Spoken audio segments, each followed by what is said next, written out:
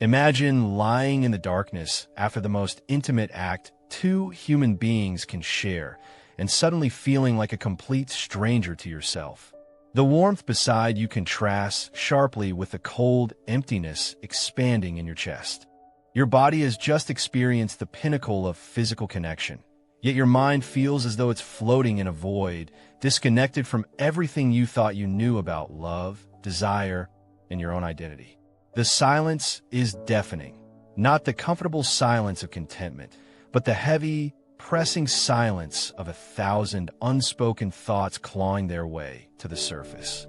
Your partner's breathing has settled into the rhythm of approaching sleep, but your consciousness is wide awake, almost hypervigilant, processing something that feels both profoundly significant and utterly meaningless simultaneously. The very air seems different now, charged with invisible currents of complexity that weren't there moments before. You just crossed the threshold from the animal self to something else entirely. But what exactly have you become in those moments after? The person who initiated this encounter seems to have vanished, replaced by someone who feels simultaneously vulnerable and detached, grateful yet mysteriously hollow. The very act that was supposed to bring you closer to another human being has somehow made you question the nature of your own existence, your capacity for connection, and a strange theater of desire that just played out between two bodies in the dark. This shift happens with startling suddenness. One moment you're completely present, lost in sensation, unified with purpose and pleasure. The next, it's as if someone has switched on harsh fluorescent lights in a room you thought was beautifully candlelit. Everything looks different now.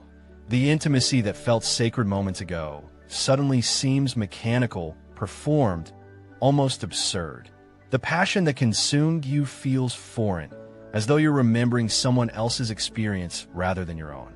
This isn't about physical satisfaction or dissatisfaction. This isn't about performance or technique, or whether you've pleased your partner. This is about something far more unsettling. The psychological earthquake that occurs in the male psyche when the primal drive subsides and consciousness rushes back in like a flood, bringing with it questions you never asked and answers you don't want to hear. The thoughts that arise feel like uninvited guests at a private party. Was that real intimacy or just mutual masturbation with another person present? Do I actually feel closer to this person or more alone than before?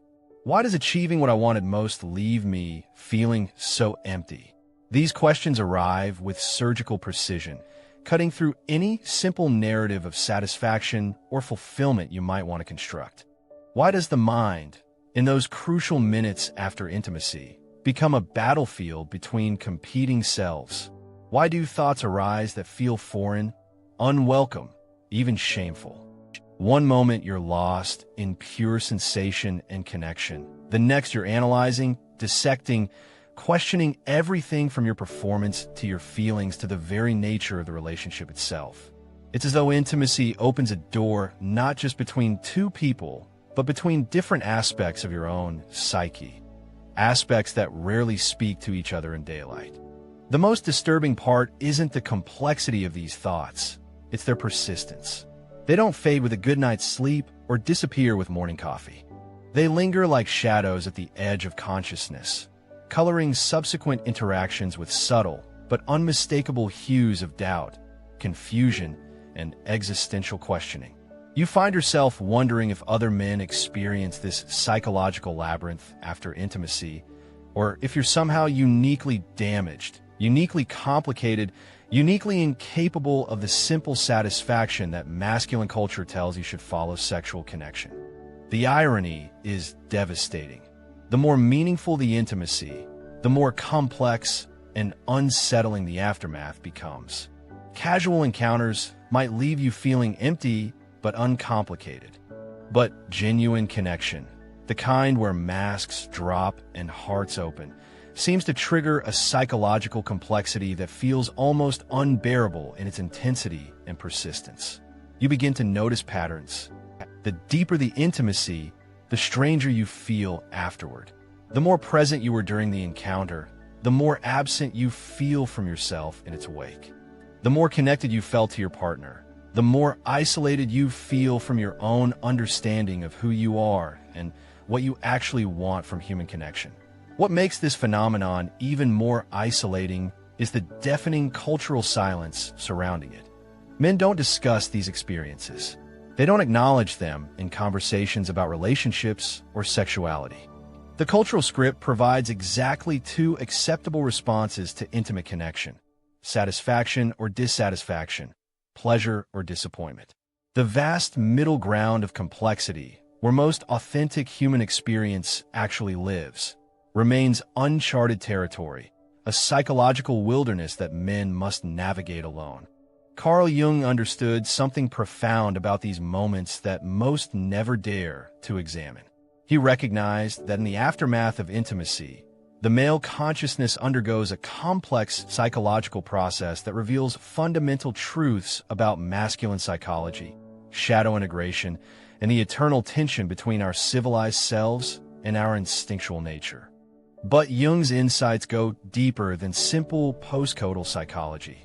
They illuminate how these moments serve as a mirror, reflecting our deepest fears about connection, vulnerability, and what it truly means to be masculine in a world that rarely allows men the space to feel complex emotions. Consider this. You've just shared your body, your desire, your vulnerability with another person.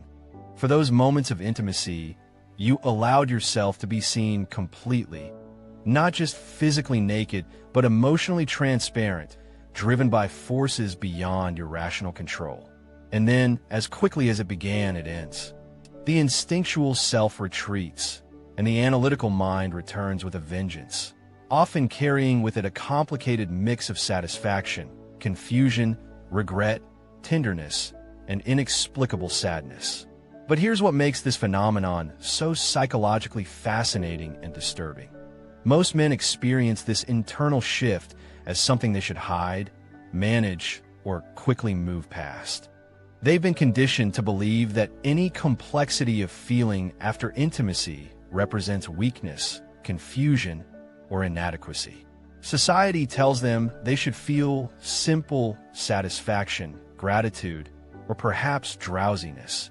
Anything more complex threatens the narrative of masculine simplicity and emotional control. Yet Jung knew that this post-intimacy consciousness represents one of the most honest windows into the male psyche. In these vulnerable moments, when defenses are down and social masks have temporarily slipped away, the true nature of masculine psychology reveals itself. The thoughts that emerge aren't aberrations or weaknesses. They're profound expressions of a human condition, filtered through the particular lens of male experience and socialization. What if those strange, uncomfortable thoughts that arise after intimacy aren't problems to be solved, but messages to be understood? What if the emptiness, the questioning, the sudden shift from connection to detachment represents something essential about how men process deep, emotional, and physical experiences? And what if understanding this phenomenon could unlock not just better relationships, but a more authentic relationship with your own complex inner world? The answer lies in examining what Jung called the collision between persona and shadow, between the civilized self we present to the world and the instinctual forces that drive us toward intimacy in the first place. But to understand this collision, we must first acknowledge that what happens in a man's mind after intimacy isn't simple, isn't always pleasant, and definitely isn't something that can be dismissed with easy explanations about biology or evolutionary psychology. Something profound is being revealed in those moments of post-intimacy consciousness. Something about the nature of masculine identity, the complexity of human connection, and the price we pay for living as both animal and civilized beings simultaneously.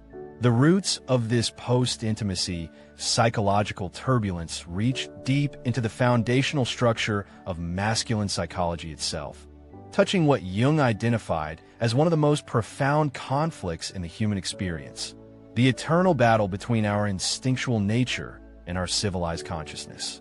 But for men, this battle carries unique psychological burdens that society rarely acknowledges and psychology has only begun to understand.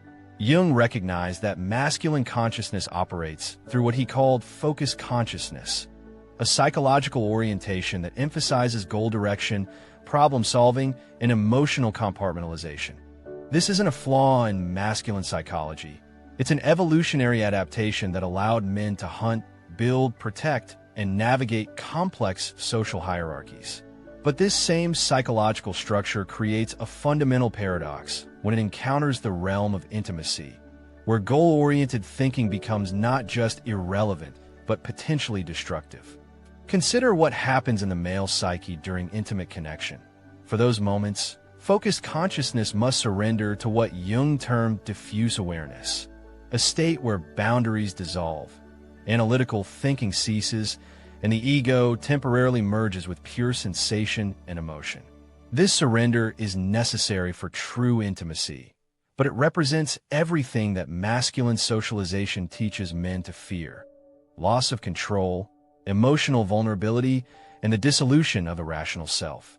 Friedrich Nietzsche understood something crucial about this dynamic when he wrote about the Dionysian versus Apollonian aspects of human nature. The Dionysian represents the wild, instinctual, boundary-dissolving forces that drive us toward ecstasy and connection. The Apollonian represents order, rationality, and individual identity. For most men, intimacy throws them completely into the Dionysian realm, only to have their Apollonian consciousness return with overwhelming force afterward, creating what Nietzsche might have called a psychological hangover from temporary ego dissolution. But the problem runs deeper than simple psychological conflict. Arthur Schopenhauer identified what he called the will to life, an unconscious, driving force that compels us toward reproduction and continuation of a species. According to Schopenhauer, sexual desire is essentially this cosmic will using individual consciousness for its own purposes. When the sexual act concludes, individual consciousness returns to find itself having been temporarily hijacked by forces beyond its control. The post-intimacy thoughts that men experience, the sudden detachment, the questioning, the inexplicable sadness, represent consciousness grappling with the realization that it was briefly not in charge of its own experience. This creates what Jung called a complex, an autonomous psychological pattern that operates independently of conscious control. The post-intimacy complex in men often manifests as a collision between three distinct psychological voices: the instinctual self that initiated and drove the intimate encounter, the social self that must now process the experience according to cultural expectations, and the analytical self that desperately wants to understand, categorize, and control what just happened. Viktor Frankl's insights into meaning-making add another crucial layer to this understanding. Frankl argued that humans have an innate will to meaning, a drive to find significance and purpose in their experiences. But intimacy often resists meaning-making in traditional terms. It exists in the realm of pure experience, sensation, and connection. When the analytical mind returns and tries to apply its meaning-making apparatus to what just occurred, it often finds itself frustrated, confused, or empty-handed. The experience was profound, but it doesn't fit into the usual categories of achievement, progress, or rational understanding. Jean-Paul Sartre's concept of bad faith illuminates another dimension of this psychological complexity. Many men respond to post-intimacy confusion by immediately adopting socially prescribed roles and reactions, playing the satisfied lover, the grateful partner, or the emotionally uncomplicated male. But this represents a form of bad faith, a denial of the authentic complexity of their actual experience. The strange thoughts, the unexpected emotions, the uncomfortable questions that arise after intimacy are often more honest than the socially acceptable responses men feel pressured to perform. Carl Jung's concept of the shadow becomes particularly relevant here. The shadow represents all the aspects of ourselves that we've learned to suppress, deny, or hide from others. For many men, the complex emotional and psychological responses to intimacy fall into shadow territory. They're real, they're persistent, but they're also shameful according to masculine social conditioning. The result is a psychological split where men experience rich, complex inner lives after intimacy, but feel compelled to present simplified, socially acceptable exteriors. This creates what Jungian analysts call persona inflation, an over-identification with the social mask at the expense of authentic inner experience. Men learn to immediately reassert their persona after intimacy, suppressing the vulnerable, questioning, emotionally complex responses that naturally arise. But Jung understood that what we suppress doesn't disappear. It goes underground, where it influences our behavior, our relationships, and our sense of self in ways we rarely recognize. The philosopher Aldous Huxley recognized that modern civilization creates what he called the doors of perception, barriers between ordinary consciousness and deeper states of awareness. For men, post-intimacy consciousness often represents a moment when these doors briefly open, revealing aspects of experience that don't fit into ordinary categories of masculine identity. But instead of exploring these revelations, most men quickly slam the doors shut, returning to familiar but limited modes of self-understanding. This psychological pattern doesn't exist in isolation. It's reinforced by cultural narratives that present male sexuality as simple, straightforward, and uncomplicated. Men are taught that their post-intimacy experience should be characterized by satisfaction, perhaps gratitude, and then a return to normal functioning. Any complexity beyond this is treated as psychological weakness or sexual dysfunction. But Jung knew that this cultural narrative fundamentally misunderstands the nature of masculine psychology and the profound transformative potential of intimate connection. The hidden problem isn't that men have complex psychological responses to intimacy. The problem is that they've been taught to see this complexity as a flaw rather than as a doorway to deeper self-understanding and more authentic relationships. The price of suppressing post-intimacy psychological complexity ripples through every aspect of masculine experience, creating invisible wounds that shape how men relate to themselves, their partners, and the very possibility of genuine connection. These consequences operate like psychological viruses. They reproduce, spread, and mutate throughout a man's emotional landscape, often remaining completely undetected until they've fundamentally altered his capacity for authentic intimacy. Consider the neurological reality of what happens when complex emotions are consistently suppressed. Research in neuroscience reveals that emotional suppression doesn't eliminate feelings. It rewires the brain to disconnect conscious awareness from emotional processing. When men habitually suppress the vulnerable, confused, or complex feelings that arise after intimacy, they're literally training their brains to dissociate from their own emotional experience. Over time, this creates what psychologists call alexithymia, an inability to identify and express emotions, not because the emotions don't exist, but because the neural pathways connecting emotional experience to conscious awareness have been systematically weakened. This neurological consequence manifests in relationships as a peculiar form of emotional blindness. Men find themselves going through the motions of intimacy while remaining fundamentally disconnected from their own experience of it. They may perform intimacy skillfully. They know the right words, the right gestures, the right responses, but they've lost access to the rich inner world that could transform these performances into genuine connection. Their partners sense this disconnection, even when they can't articulate what's missing, creating a dynamic where physical closeness increases while emotional intimacy paradoxically decreases. But the consequences run deeper than individual emotional capacity. The suppression of post-intimacy psychological complexity creates what Jung would recognize as a cultural complex, a shared psychological pattern that shapes entire societies. When millions of men learn to disconnect from their authentic responses to intimacy, the culture develops distorted narratives about masculine sexuality, emotional capacity, and the nature of love itself. These narratives then influence how the next generation of men learns to relate to their own inner experience, perpetuating the cycle across generations. The cognitive bias, known as confirmation bias, plays a crucial role in maintaining these patterns. Once men accept the cultural narrative that post-intimacy complexity indicates weakness or dysfunction, they begin interpreting all subsequent experiences through this lens.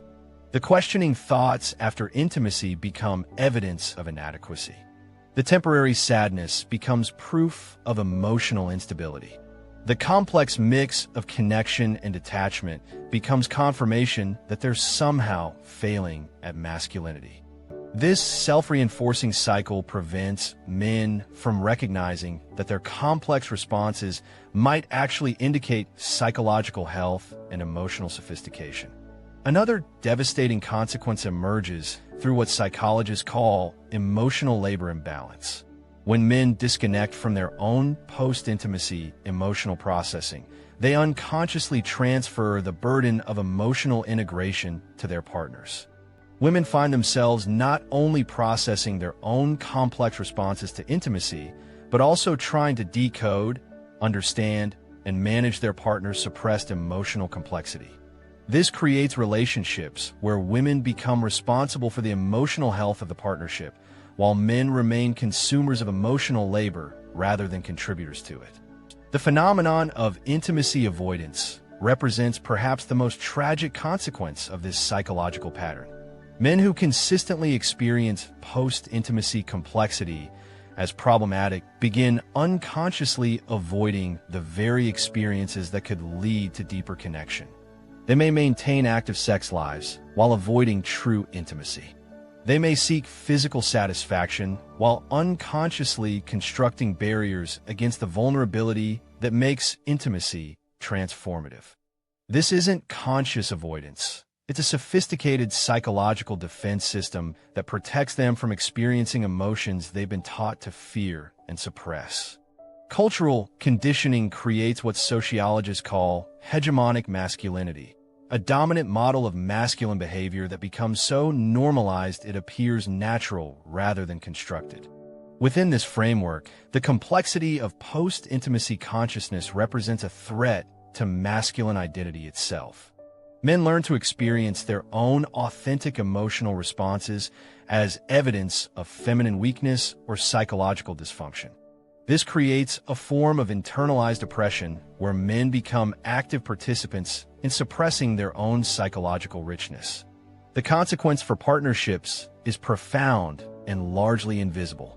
Relationships operate on what psychologists call emotional reciprocity, the mutual sharing and processing of complex inner experiences.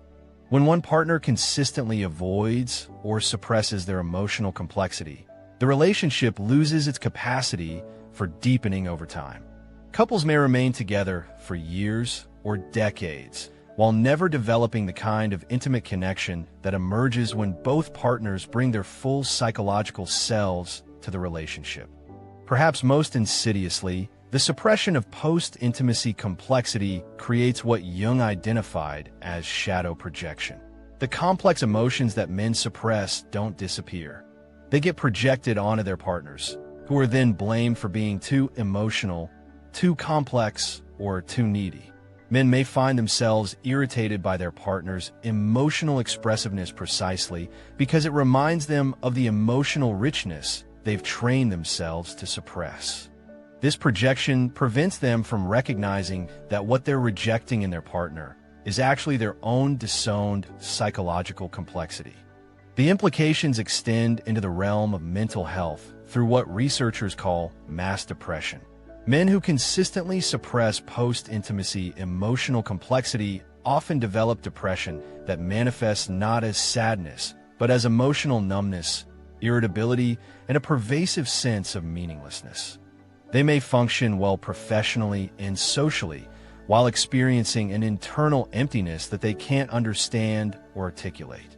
Traditional approaches to depression often miss this pattern because it doesn't conform to typical diagnostic criteria. On a societal level, the collective suppression of masculine emotional complexity contributes to what sociologists call toxic masculinity, cultural patterns that harm both men and the people around them. When millions of men learn to disconnect from their authentic responses to vulnerability and intimacy, the culture develops distorted ideas about masculine strength, emotional capacity, and the nature of healthy relationships. These distortions then influence policy, media representation, educational approaches, and therapeutic interventions, creating systems that reinforce rather than heal the original psychological wound. The most profound consequence may be the loss of what Jung called individuation, the psychological process through which people develop authentic selfhood by integrating all aspects of their personality, including the parts that don't conform to social expectations. Post-intimacy consciousness offers men a unique window into aspects of themselves that exist beyond social roles and cultural conditioning. By suppressing these experiences, they forfeit one of the most powerful opportunities for psychological growth and authentic self-discovery available to human beings. The path to freedom begins with the most radical act imaginable for men conditioned to suppress emotional complexity. The decision to become curious about rather than ashamed of the thoughts and feelings that arise after intimacy. This isn't about fixing or managing these experiences. It's about recognizing them as profound communications from depths of the psyche that are rarely given permission to speak. Jung understood that psychological liberation requires what he called holding the tension of opposites, the ability to remain present with contradictory feelings and thoughts without immediately resolving them into simpler, more socially acceptable forms. When you lie in the darkness after intimacy feeling simultaneously connected and detached, grateful and empty, satisfied and questioning, the conventional masculine response is to choose one feeling and suppress the others. But the rebellion begins when you learn to hold all of these feelings as equally valid expressions of your complex inner reality. Consider the historical example of the philosopher Marcus Aurelius, who practiced what he called prosok, a form of attention that involved examining his own thoughts and emotions without judgment or the immediate need to change them. In his Meditations, he writes about holding space for his own psychological complexity, recognizing that authentic selfhood emerges not from emotional simplicity, but from the integration of contradictory inner experiences. For modern men, this practice becomes revolutionary. Instead of immediately analyzing, fixing, or dismissing post-intimacy thoughts and feelings, you learn to observe them with the same curiosity you might bring to studying an unfamiliar but fascinating landscape. The Buddhist concept of mindful awareness offers practical tools for this rebellion. But this isn't about achieving emotional detachment. It's about developing what psychologists call metacognitive awareness, the ability to observe your own mental processes without being overwhelmed by them. When complex emotions arise after intimacy, instead of immediately categorizing them as problems to be solved, you learn to ask, what is this experience trying to communicate? What aspect of my inner world is asking for recognition? Jung's approach to working with the shadow provides a framework for this psychological rebellion.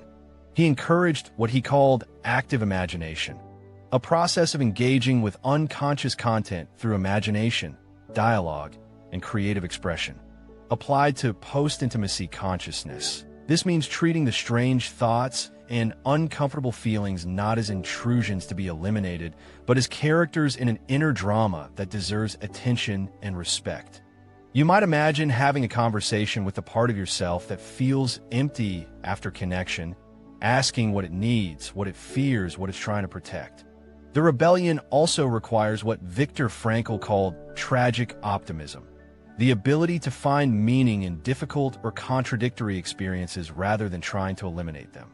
The post-intimacy thoughts that feel uncomfortable or confusing aren't mistakes in your psychological programming. They're expressions of the profound complexity involved in being both an individual consciousness and a relational being. Learning to find meaning in this complexity rather than trying to resolve it transforms these experiences from problems into opportunities for deeper self-understanding. Historical figures who embodied this kind of psychological rebellion offer guidance. The poet Rainer Maria Rilke wrote extensively about learning to live the questions rather than demanding immediate answers. In his Letters to a Young Poet, he suggests that some of life's most important experiences can't be understood intellectually, but must be lived into over time. For men grappling with post-intimacy complexity, this means developing the patience to let these experiences unfold without forcing them into predetermined categories of meaning. The practice of what psychologists call emotional granularity becomes a tool of liberation. Instead of categorizing post-intimacy feelings as simply good or bad, you learn to develop a more sophisticated emotional vocabulary. The emptiness you feel might contain elements of tenderness, vulnerability, existential wonder, and gratitude simultaneously. The detachment might include self-protection, philosophical contemplation, and a profound appreciation for the mystery of human connection. Developing the ability to identify and articulate these subtle emotional distinctions prevents you from dismissing complex inner experiences as simply negative or problematic. The rebellion requires creating what Jung called temenos, a sacred space for psychological exploration. This might mean setting aside time after intimate encounters not for immediate sleep or return to ordinary activities, but for conscious reflection and inner dialogue. It might mean journaling about the complex thoughts and feelings that arise, treating them as valuable psychological data rather than embarrassing weaknesses. It might mean finding trusted friends or mentors with whom you can explore these experiences without judgment or the pressure to immediately resolve them. But perhaps the most radical aspect of this rebellion involves challenging the cultural narratives that equate masculine strength with emotional simplicity. Real strength, what Jung called true masculinity, includes the capacity to remain present with psychological complexity without being overwhelmed by it. It means developing what the Stoic philosophers called ataraxia, not emotional numbness, but emotional equilibrium that can accommodate contradictory feelings without losing psychological balance. The path forward requires what Nietzsche called amor fati, love of fate, including the difficult and confusing aspects of your own psychological experience. This doesn't mean passive acceptance, but active engagement with all dimensions of your inner life. When post-intimacy thoughts arise that feel uncomfortable or confusing, instead of immediately suppressing them or trying to fix them, you learn to greet them as messengers from aspects of yourself that rarely get attention in the ordinary world.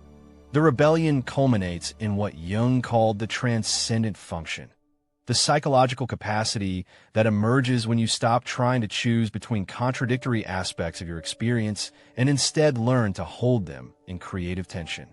This allows for entirely new forms of self-understanding and relationship that aren't based on suppressing complexity, but on integrating it into a more authentic and resilient sense of masculine identity. This isn't about becoming more emotional in conventional terms.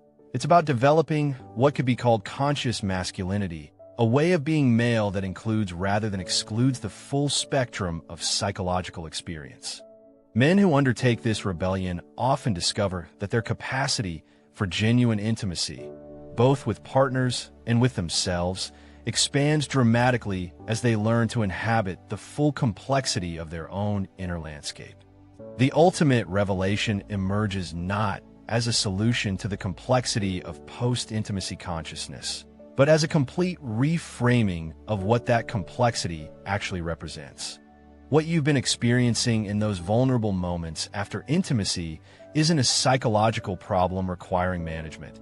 It's nothing less than your psyche attempting to process one of the most profound experiences available to human consciousness: the temporary dissolution and reformation of individual identity through union with another being.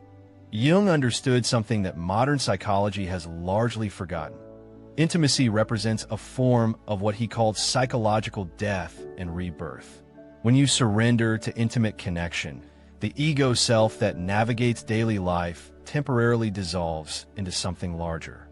The person who emerges afterward isn't quite the same person who initiated the encounter. The strange thoughts, the unexpected emotions, the sense of being simultaneously connected and detached. These aren't side effects of intimacy. They're the natural psychological responses to having undergone a fundamental, if temporary, transformation of consciousness. This realization changes everything. Those moments of post-intimacy confusion aren't evidence of masculine inadequacy. They're proof that you've allowed yourself to experience something that most people, conditioned by fear and social expectations, never permit themselves to fully undergo. The very complexity you've been taught to suppress is actually evidence of your psychological courage and capacity for transformation. Consider what ancient mystery traditions understood about the relationship between physical union and spiritual transcendence. From the Tantra traditions of the East to the mystical writings of European alchemists, intimate union has been recognized as one of the most powerful catalysts for consciousness expansion available to human beings. These traditions didn't see post-union psychological complexity as a problem. They saw it as the natural consequence of having touched something beyond ordinary ego consciousness. The modern world has forgotten this wisdom, reducing intimacy to mere physical satisfaction or emotional bonding. But your psyche remembers what your culture has forgotten. That genuine intimacy involves crossing the threshold between ordinary consciousness and what Jung called the collective unconscious, the deeper layers of psychological reality where individual identity merges with universal human experience. This is why post-intimacy consciousness often feels simultaneously personal and impersonal, familiar and foreign. You've briefly touched the place where your individual psychology intersects with the cosmic forces that drive all human connection and creativity. The thoughts and feelings that arise afterward are your consciousness attempting to integrate this larger perspective back into the framework of ordinary identity. The ancient Greek concept of henosis, union with the divine through the temporary dissolution of individual boundaries, provides a framework for understanding this experience. What you undergo in moments of true intimacy mirrors what mystics throughout history have described as the fundamental spiritual experience, the dissolution of the separate self into something larger, followed by the return to individuality with expanded awareness and deeper wisdom. But here's the most profound realization. The quality of your post-intimacy consciousness serves as a direct reflection of your capacity for what Jung called individuation, the lifelong process of becoming authentically yourself. Men who suppress or dismiss their complex post-intimacy responses are actually rejecting opportunities for psychological growth and spiritual development that most people never encounter. The emptiness you sometimes feel after intimacy isn't depression or dissatisfaction. It's what Buddhist philosophy calls sunyata, the fertile void from which new forms of consciousness emerge. The questioning thoughts aren't evidence of inadequacy. They're your psyche's attempt to expand beyond the limited self-concepts that govern ordinary experience. The simultaneous feelings of connection and detachment aren't contradictions to be resolved. They're expressions of what mystics call non-dual awareness, the recognition that separation and unity are both simultaneously true and ultimately illusory. This understanding transforms your relationship not just to intimacy, but to your entire emotional and psychological landscape. When you recognize post-intimacy consciousness as a form of expanded awareness rather than emotional confusion, you begin to approach these experiences with reverence rather than resistance. You start to understand that the complexity you feel is proportional to the depth of transformation you've allowed yourself to undergo. The practical implications are revolutionary. Instead of immediately returning to ordinary consciousness after intimacy, you learn to remain in what could be called liminal awareness, the threshold state between transformation and integration. Instead of suppressing complex emotions, you begin to recognize them as communications from aspects of yourself that exist beyond social conditioning and cultural expectations. Your relationships transform when you bring this understanding to intimate connection. Partners sense when someone is present not just physically, but psychologically and spiritually. They recognize the difference between someone going through the motions of intimacy and someone willing to undergo genuine transformation through vulnerable connection. This willingness to be psychologically present in post-intimacy consciousness becomes a gift you offer not just to your partner, but to the relationship itself. But the deepest truth transcends even relationships and psychology. What you experience in post-intimacy consciousness is your psyche's recognition of what poets and mystics have always known. That individual identity is both absolutely real and ultimately temporary. In moments of genuine intimacy, you taste the paradox at the heart of human existence. You are simultaneously a unique individual consciousness and an expression of universal forces that connect all beings. This recognition doesn't diminish your individuality. It places it within a larger context that gives it profound meaning. The man who understands post-intimacy consciousness as a form of expanded awareness lives with a depth of presence and authenticity that transforms everything he touches. He moves through the world knowing that he's capable of psychological transformation, that his consciousness can expand beyond its ordinary boundaries, and that intimacy, properly understood, represents one of the most sacred experiences available to human beings. The ultimate truth is this: what you've been experiencing after intimacy isn't something to be fixed, managed, or overcome. It's something to be honored, explored, and integrated as one of the most powerful tools for psychological and spiritual development available to you. Your capacity for post-intimacy complexity isn't a weakness. It's a doorway to forms of consciousness that most people never discover. You're not broken. You're not inadequate. You're not too complex or too sensitive. You are a human being capable of touching the deepest mysteries of existence through intimate connection with another person. The thoughts and feelings that arise in those sacred moments afterward are your psyche's way of honoring the profound transformation you've just undergone. Trust them, honor them, learn from them. They're among your most valuable teachers.